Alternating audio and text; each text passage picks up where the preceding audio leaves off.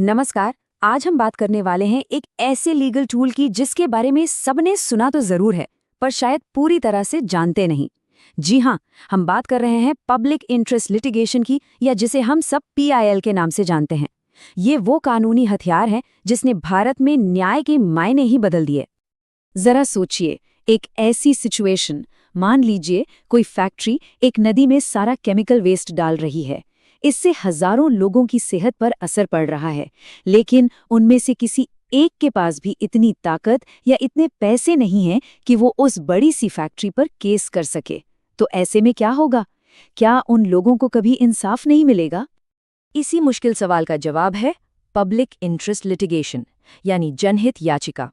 ये असल में जनता के हक के लिए लड़ी जाने वाली एक कानूनी लड़ाई है, खास तौर पर उन लोगों के लिए, उन ग्रुप्स के लिए जो खुद अदालत का दरवाज़ा खटखटाने की हिम्मत या हैसियत नहीं रखते। तो चलिए इसको थोड़ा और गहराई से समझते हैं। असल में PIL को बनाया ही इसीलिए गया था ताकि उन्हें आवाज़ दी जा सके, जिनकी आवाज़ अक्सर सिस्टम में कहीं दबकर रह जाती है। अब सवाल ये है कि ये काम कैसे करता है और ये इतना ज़रूरी क्यों है?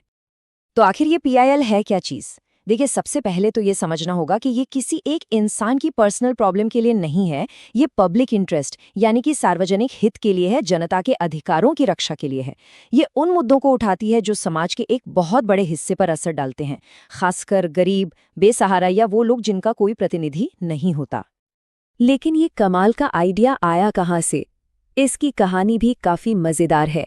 ये एक ऐसा लीगल कॉन्सेप्ट है जो हजारों मील दूर समंदर पार से भारत के लीगल सिस्टम में आया और यहाँ के हालात में ढलकर और भी ज्यादा मजबूत हो गया।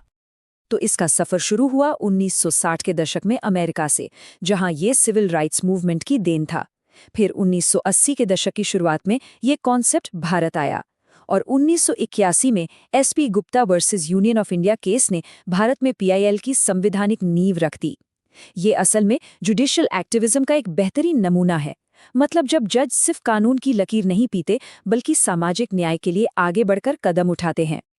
और भारत में इस क्रांति को लाने का शेरा दो बहुत ही दूरदर्शी जजों के सर बंधता है, जस्टिस VR कृष्णय्यर और जस्टिस PN भगवती। इन दोनों ने ही भारतीय न्यायपालिका में इस बदलाव की मशाल जलाई थी। ठीक है, तो अब तक हम ये समझ चुके हैं कि PIL क्या है और ये कहाँ से आई। अब सबसे बड़ा और ज़रूरी सवाल ये आता है कि भाई, इस ताकतवर कानूनी हथियार का इस्तेमाल आखिर कर कौन सकता है? और इसके जवाब नहीं तो इंसाफ के दरवाजे सबके लिए खोल दिए। तो सवाल यही है कि कौन है वो जो इस पावरफुल टूल को यूज़ कर सकता है? क्या ये सिर्फ वकीलों या सीधे सीधे पीड़ित लोगों तक ही सीमित है? इसका जवाब है लगभग कोई भी। जी हाँ, कोई भी नागरिक जिसे समाज की भलाई में दिलचस्पी हो, कोई भी सोशल ऑर्गेनाइजेशन या कोई भी इंसान जो किसी सामूहिक शिकायत को दूर करना चाहता हो। और इसकी सबसे क्रांतिकारी बात यही है कि PIL फाइल करने वाले का उस मुद्दे से सीधे तौर पर पीड़ित होना जरूरी ही नहीं है। जस्टिस PN भगवती ने इसे क्या खूब कहा था, शक्तिहीनों का लोकतांत्रिक हथियार। मतलब ये उन लोगों के हाथ में एक डेमोक्रेटिक वेपन है जिनके पास और कोई पावर नहीं है। ये बात इसके पूरे मकसद को शानदार तरीके से बयां करती है। लेकिन हर पावरफुल चीज की तरह इसके भी कुछ नियम कायदे हैं। ये समझना भी बहुत जरूरी है कि PIL का इस्तेमाल कहाँ किया जा सकता है और कहाँ बिल्कुल नहीं। ये कोई जादू की छड़ी नहीं है, बल्कि एक खास औजार है जिसका इस्तेमाल सही तरीके से होना चाहिए। इस बारे में 1998 में सुप्रीम कोर्ट ने कुछ साफ गाइडलाइंस बना दी थीं।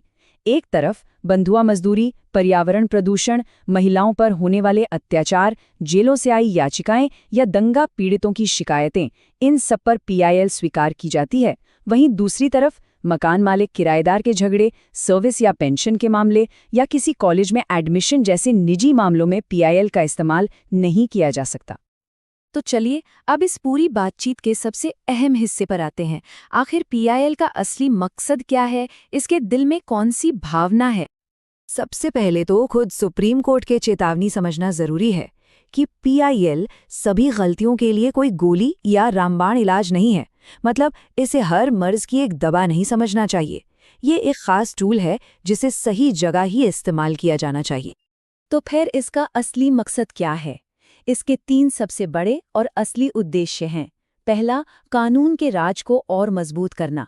दूसरा, समाज के कमज़ोर और गरीब तबकों तक इंसाफ की पहुंच को आसान बनाना। और तीसरा, हमारे जो मौलिक अधिकार हैं उन्हें सिर्फ किताबों से निकालकर असल ज़िंदगी में लागू करवाना।